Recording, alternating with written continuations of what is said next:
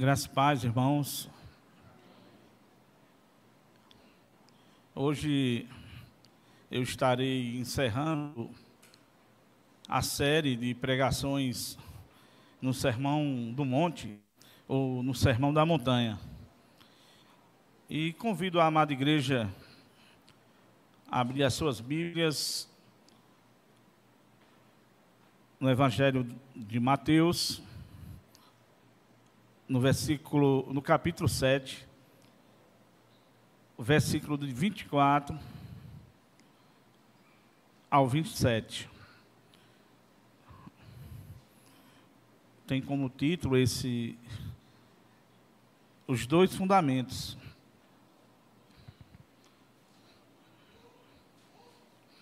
Mateus capítulo 7, versículo de 24 ao 27.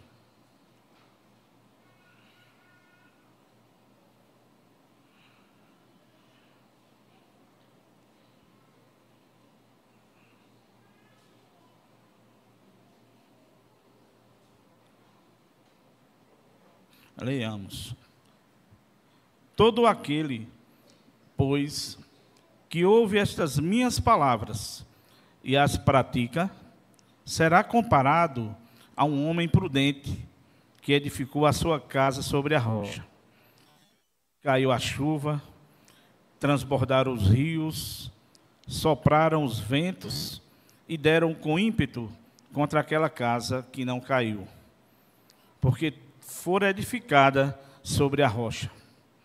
E todo aquele que ouve estas minhas palavras e não as pratica, será comparado a um homem insensato, que edificou a sua casa sobre a areia.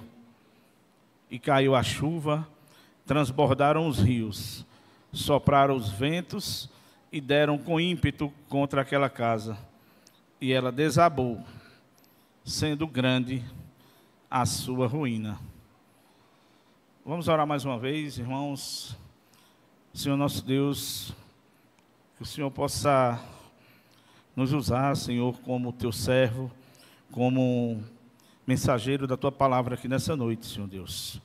Que o teu Santo Espírito possa estar nos capacitando para que toda a palavra, tudo o que for falado aqui nessa noite, seja somente para honra e glória do teu nome. E que o Senhor também esteja abrindo os corações dos nossos irmãos para receber esta tua palavra. Em nome do teu Filho Jesus. Amém. Meus irmãos, como foi falado no início, iniciamos uma série, de pregações sobre o Sermão da Montanha. Iniciou-se com o reverendo Bruno, o pastor Alexandre pregou domingo passado, e coube a mim agora fazer esse encerramento dessa série. Nós sabemos que inicia no capítulo 5, o Sermão do Monte, e vai até o capítulo 7. Então, eu escolhi esse final para poder finalizar essa série de pregações. Quero dizer, irmãos, que o Sermão da Montanha, uma das mensagens, começou. O Sermão da Montanha é uma das mensagens mais impactantes ou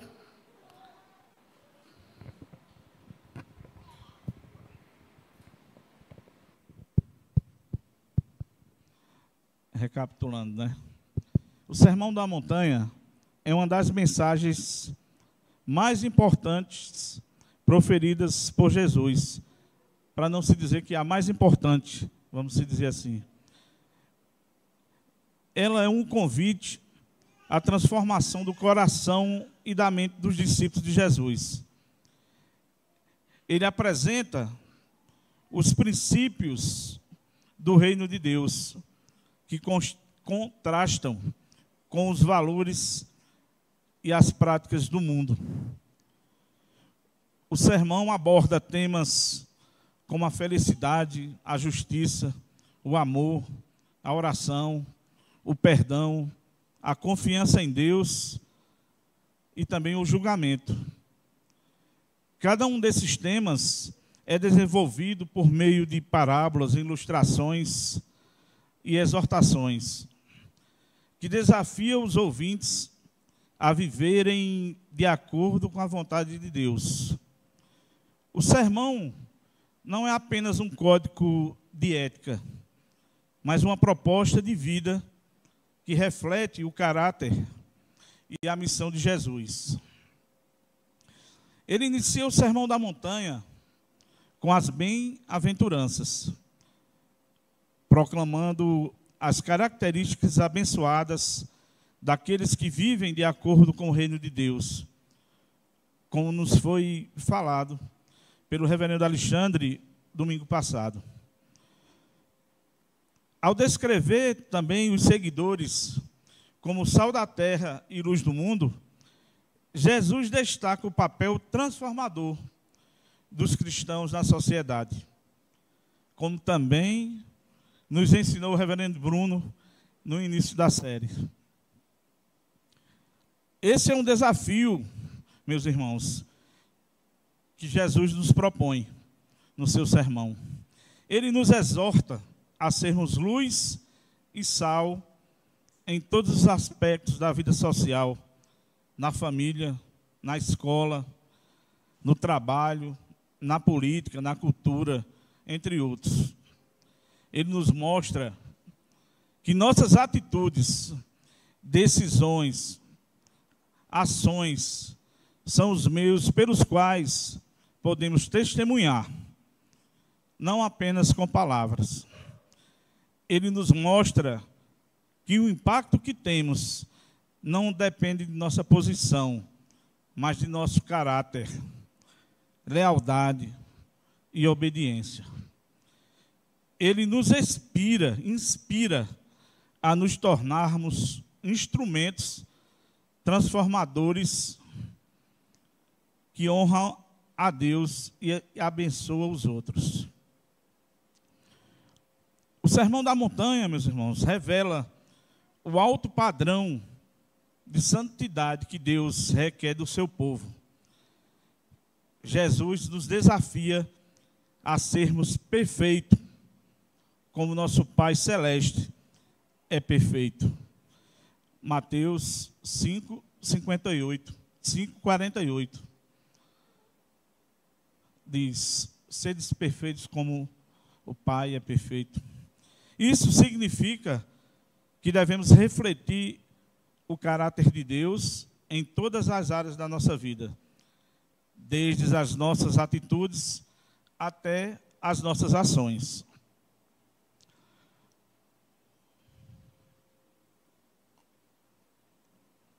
No Brasil, meus irmãos, o número de pessoas que se identificam como cristãos evangélicos está aumentando cada vez mais. E supostas conversões, até mesmo entre artistas, pessoas públicas, né? No entanto, notamos que pouco tem mudado em nossa sociedade, apesar do crescente número de pessoas que se declaram crentes no Senhor Jesus. Os que se dizem cristãos estão aumentando, mas a sociedade se degrada cada vez mais. A coisa só piora.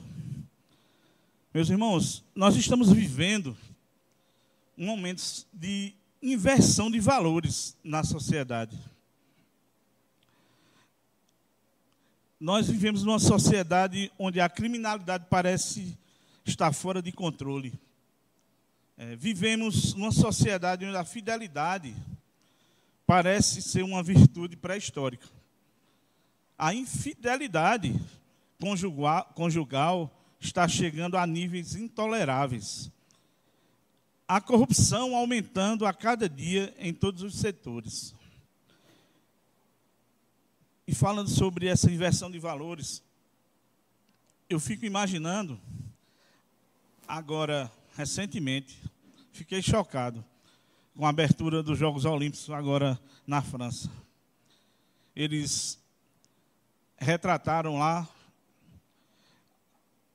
a ceia do Senhor, que Leonardo da Vinci pintou há muito tempo atrás, aquele quadro lindo. E eles colocaram lá várias drag queens. Inclusive, tinha até um cara pintado de azul, parecia até que estava sem roupa. E isso, meus irmãos, foi mostrado na mídia inteira. Imagine nossos filhos, né? Crianças ainda vendo essa cena. Realmente estamos numa inversão de valores. Há pouco tempo atrás, eu lembro que um perigoso traficante foi transportado em um jato particular para uma audiência na justiça, que custou mais ou menos R$41 mil, se eu não me engano. Onde ele, preso, foi transportado em um jato particular, a custo de R$41 mil, onde nós temos famílias honestas passando necessidade aqui no nosso país. Isso deve, meus irmãos, nos fazer pensar. Basta professar a fé em Cristo Jesus, ser um frequentador de culto evangélico, ouvir de Cristo e de sua palavra, estar aqui na igreja todos os domingos, pelo menos, ouvindo uma pregação, faz alguma diferença? O que está faltando? Precisamos refletir sobre isso. E Cristo nos responde com essa parábola que acabamos de ler, e que também ele utilizou para concluir o Sermão do Monte. Logo, diferente de outras parábolas em que Jesus se dirigiu apenas aos discípulos, os irmãos quiserem conferir Mateus 13, de 10 a 16, essa Jesus pronunciou para uma grande multidão. Ao final do Sermão do Monte, Jesus adverte a todos que estavam ali e continua nos advertindo quanto a ter uma fé nominal, ou seja, um indivíduo que professa uma determinada fé sem, contudo, ser praticante. Quantas vezes nós não vemos isso, né? Qual é a tua religião? Eu sou católico, vou dizer assim, católico. E você nunca vai nem na igreja católica. Eu já fui assim. Eu dizia, eu não tinha outra para dizer, eu dizia, para mim não dizer que eu era ateu, eu dizia, eu sou católico. Mas eu acho que eu fui 3 vezes, talvez, na igreja católica. Uma num funeral, outra, eu nem lembro, e quando eu casei. Foi essas vezes que eu andei. Andei outra vez. Elizabeth foi batizada na igreja católica, né? Depois fez o batismo novamente.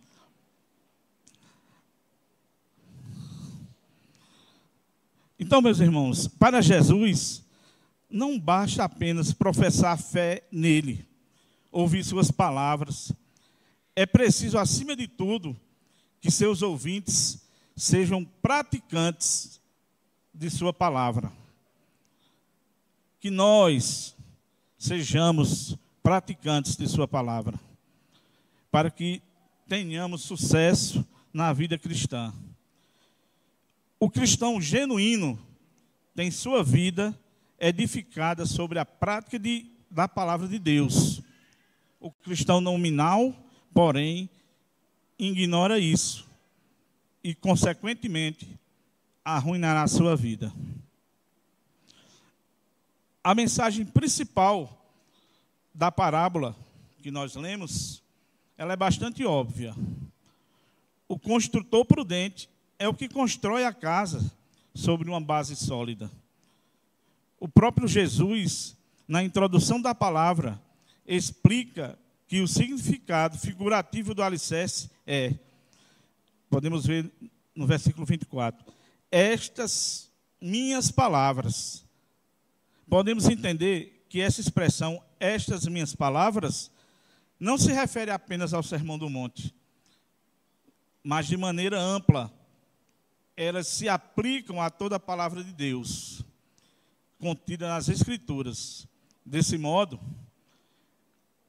nenhum ensinamento bíblico pode ser negligenciado. E agora, meus irmãos, eu queria analisar juntamente com vocês essa analogia que Jesus fez, essa comparação que Jesus fez com a construção de uma casa. Ele comparou a nossa vida com a construção de uma casa. E, primeiramente, eu queria conduzir vocês a pensar juntamente comigo, primeiro, nas semelhanças que há entre essas casas. Embora fique demonstrado que os dois construtores se distinguem basicamente na escolha do solo em que alicerçaram as casas, no entanto, há muita semelhança entre elas. Por exemplo, a semelhança no tipo de casa, a semelhança quanto ao local escolhido e construção, e a semelhança quanto às circunstâncias que foram enfrentadas.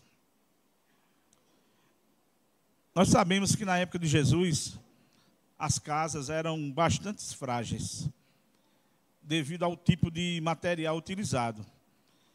As paredes eram facilmente atravessadas. O teto, geralmente feito de barro e palha, podia facilmente ser aberto.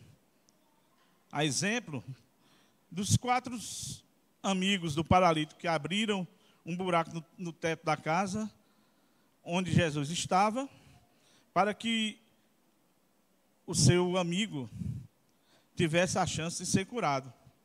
Nós podemos ver isso em Marcos 2,4. Portanto, no caso dos dois construtores, suas casas eram semelhantes na maneira como foram construídas. As técnicas para a construção foi a mesma, bem como o material utilizado. Jesus não destaca a diferença entre o tipo de material ou a arquitetura. Não são nessas coisas que os dois construtores se diferenciam, sendo um chamado prudente e o outro insensato. Semelhança quanto ao local escolhido para a construção. Aí também não há diferença entre eles, pois ambos constroem próximo ao leito seco de um rio. Isso era comum. Era muito importante para o estilo de vida daquela época ter um riacho nas proximidades da casa. Vocês podem até dizer, mas por que você vai fazer uma casa próxima a um rio que vai dar uma enchente, você sabe? Mas isso, eu acho que o lado positivo era maior do que o negativo, né? Vamos dizer assim, era mais útil, era mais importante. Nós vemos hoje em dia a maioria das cidades se formar ao leito de um rio, né? Nós aqui, Petrolina, Juazeiro. O Egito, as margens do rio Nilo, que se desenvolveu, né? Então, era muito importante esse riacho nas proximidades da casa. Favorecia a criação de animais, as plantações e o abastecimento da própria casa. Logo, era preferível construir uma casa perto do leito de um rio, mesmo que ele estivesse seco. Enquanto a estação das chuvas não vem, ambas as casas permanecem sem sofrer risco algum. As coisas mudam quando chegam as chuvas. Quando aquele leito de rio seco se transforma em um rio com fortes correntezas. Só então a diferença entre os dois construtores é colocada à prova.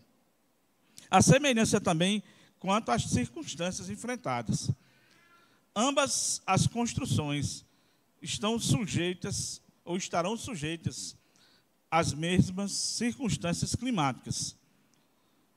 Em certas áreas da Palestina, as tempestades não são frequentes. No entanto, elas podem vir repentinamente e transformar drasticamente a paisagem. Ambas as casas sofrerão com as tempestades. Os ventos baterão com força contra as suas paredes. A chuva fará com que os rios transbordem e coloquem em perigo a ambas. Não há diferença entre esses dois construtores quanto a essas circunstâncias, que haverão de enfrentar. Pois, segundo o texto, as construções de ambos sofrerão os ataques das tempestades. As tempestades, meus irmãos, são figura das provas que todos nós enfrentamos. As provas podem chegar de várias maneiras, tais como tribulação, luto na família, enfermidade, morte, como também, conforme o texto da nossa passagem, o dia do juízo. Mateus 7, 22. Equipe da mídia, por favor, coloque esse texto aí, por favor, deixa aqui na...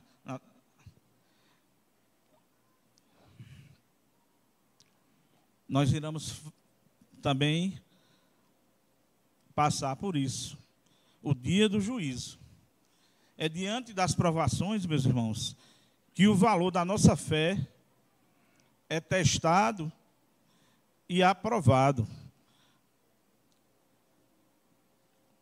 Quero ver agora com os irmãos a diferença entre esses dois construtores ou entre essas duas casas. Jesus demonstra que a diferença entre os dois construtores está em como eles decidem fazer os alicerces de suas casas. O construtor prudente faz o alicerce da sua casa sobre a rocha, como nós podemos ver ainda no versículo 24. Enquanto o construtor insensato constrói sobre a areia. Versículo 26. Primeiro vamos ver o construtor prudente. O construtor prudente sabe que no futuro, aquele leito seco do rio poderá, com a chegada de uma tempestade, transformar-se em um rio com forte correnteza.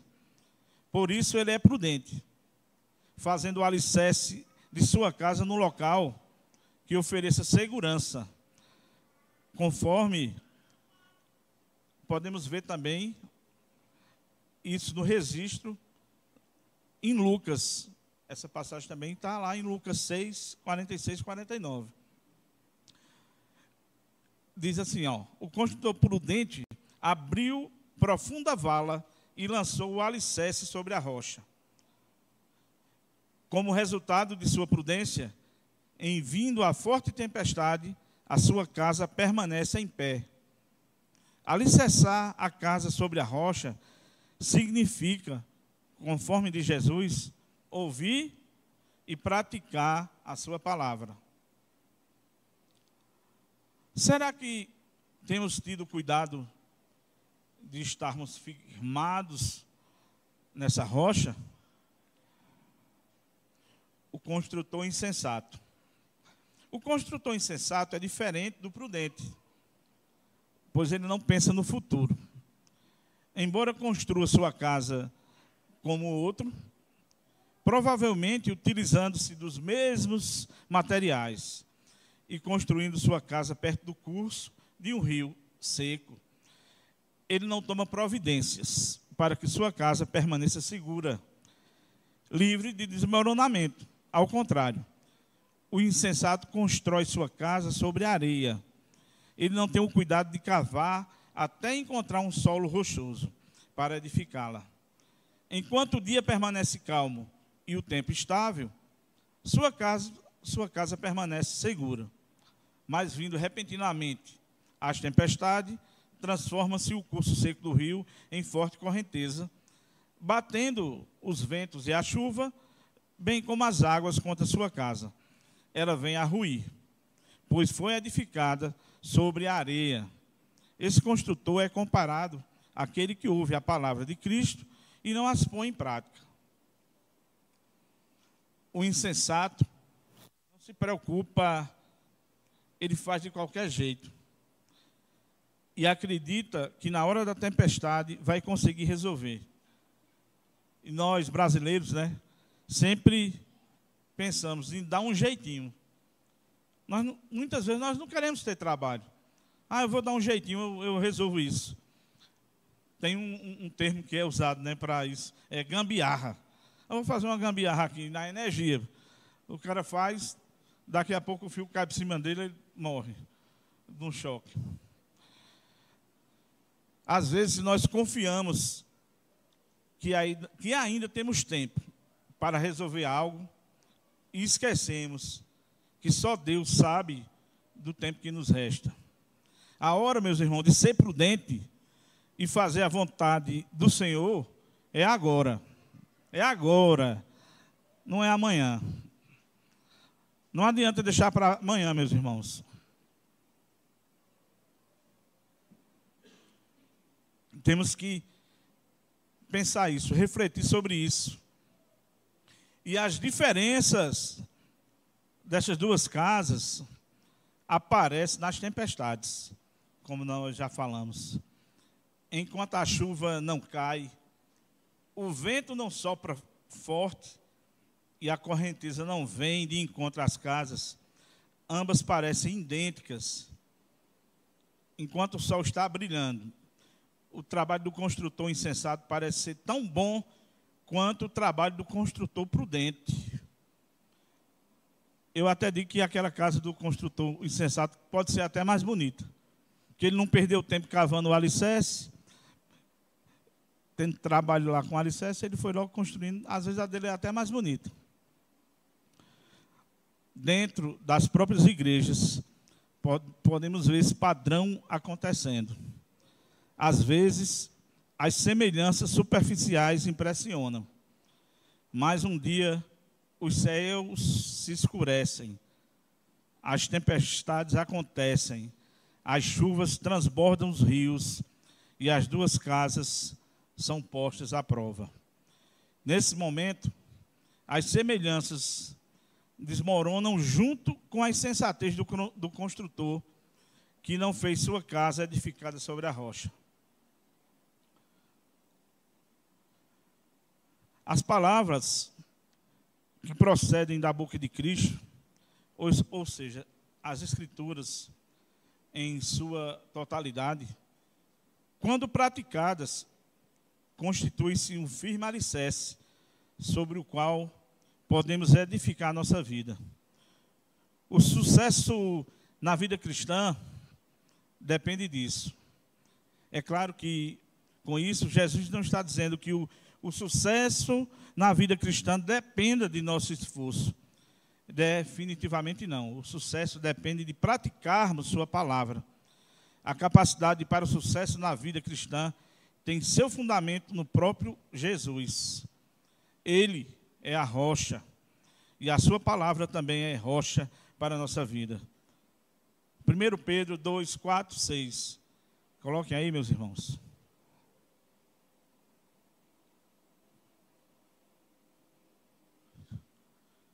Vamos ler essa passagem.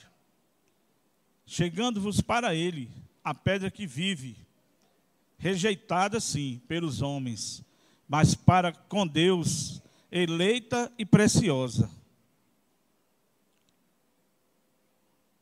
Também vós mesmos, como pedras que vivem, sois edificados, casa espiritual, para ser de sacerdócio santo. O 6. A fim de oferecer, por isso, não o 6.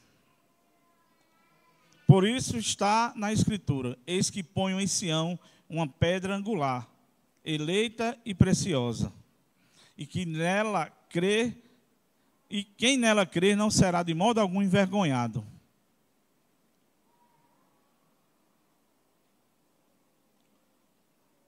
Nas dificuldades e desafios que enfrentamos na vida cristã, seja no âmbito familiar, na igreja ou em qualquer outra área, a palavra de Cristo, se praticada, nos dará sustentação. Jesus não disse que os ouvintes, praticantes de sua palavra, não teriam problemas, mas disse que eles permaneceriam firmes.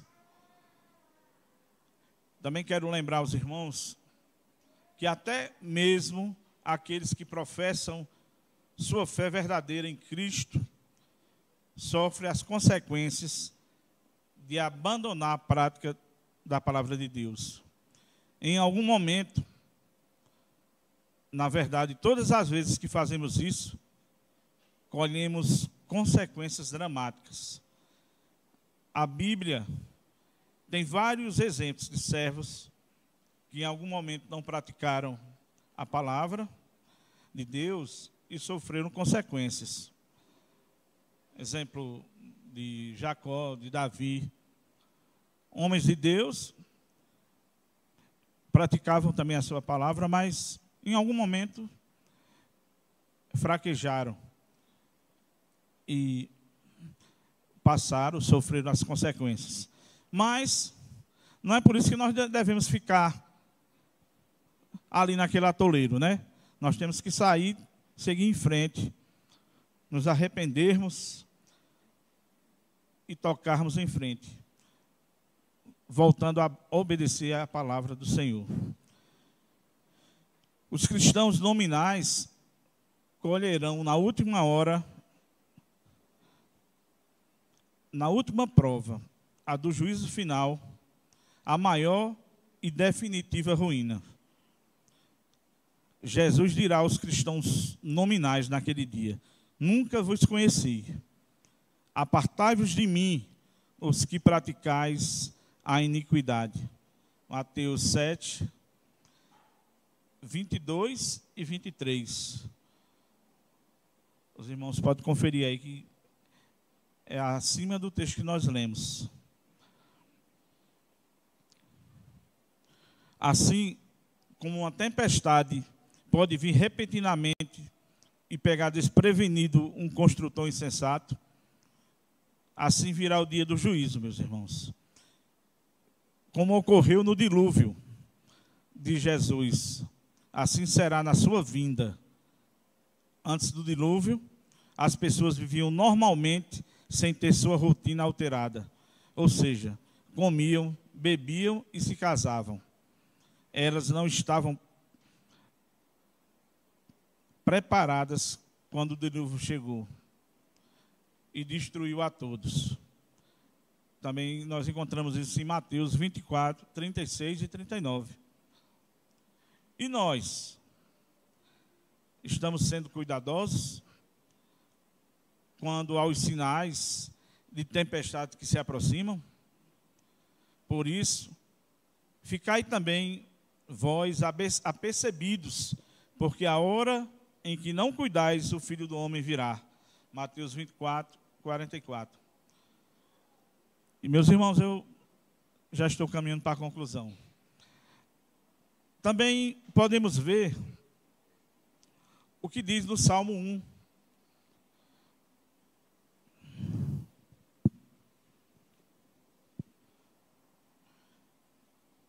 Bem-aventurado o homem que não anda no conselho dos ímpios, não se detém no caminho dos pecadores e nem se assenta na roda dos escarnecedores. O homem bem-aventurado é bem-sucedido, pois é governado pela palavra de Deus. Sua vida não é dirigida pelos padrões do mundo. Antes, ele é orientado pelos padrões divinos. Segundo o Salmo 127 e 128, o sucesso na vida familiar é determinado não pelas posses, realização profissional ou ausência de dificuldade, mas pela confiança e pelo temor de Deus. Se o Senhor não edificar a casa, em vão os que edificam. Isso implica ouvir e praticar toda a palavra de Cristo Jesus. Aqueles que edificam sua vida sobre a rocha não só são bem-sucedidos, mesmo nas provações, mas ainda e definitivamente na última prova, também na do juízo final. Equipe de mídia, coloca aí Mateus 25, 34. Naquele dia, aqueles que praticam a palavra de Cristo receberão um convite. Vinde, benditos de meu Pai, entrai na posse do reino que vos está preparado desde a fundação do mundo. A coisa é séria, meus irmãos. Nós vamos chegar lá, nessa hora. Quero concluir, irmãos, dizendo que o Sermão da Montanha não é apenas uma série de ensinamentos. É um guia profundo para a vida cristã. Que as bênçãos do Sermão da Montanha nos encorajem a perseverar nas provações, confiando na fidelidade de Deus em todas as circunstâncias.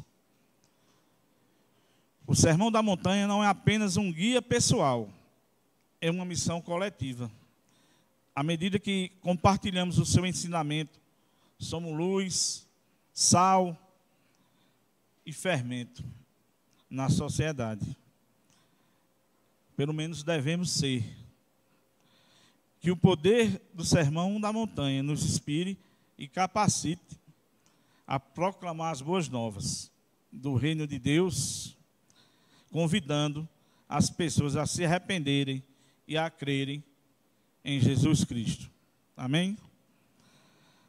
Quero orar mais uma vez. Senhor, muito obrigado, Senhor, por nos dar mais essa oportunidade de poder estar aqui como teu servo, encarregado de transmitir a tua palavra. E sabemos que a tua palavra não volta vazia. Pelo poder do nosso Senhor e Salvador Jesus Cristo, ela não volta vazia.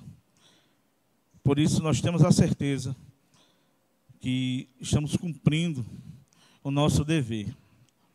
E que o Senhor possa estar nos fortalecendo nas nossas fraquezas. Que o Senhor possa estar nos dando ânimo quando nós estamos fraquejando. Nós não estamos com a disposição para cumprir esse ID que o Senhor nos mandou. Que o Senhor também nos esteja ajudando a não ser somente ouvintes da tua palavra, mas praticantes. Que o Senhor nos fortaleça e o Senhor continue nos conduzindo, cuidando de nós. Que o Senhor continue nos livrando de todo o mal. Capacita-nos, Senhor Deus, cada vez mais. Em nome do teu Filho, Jesus. Amém.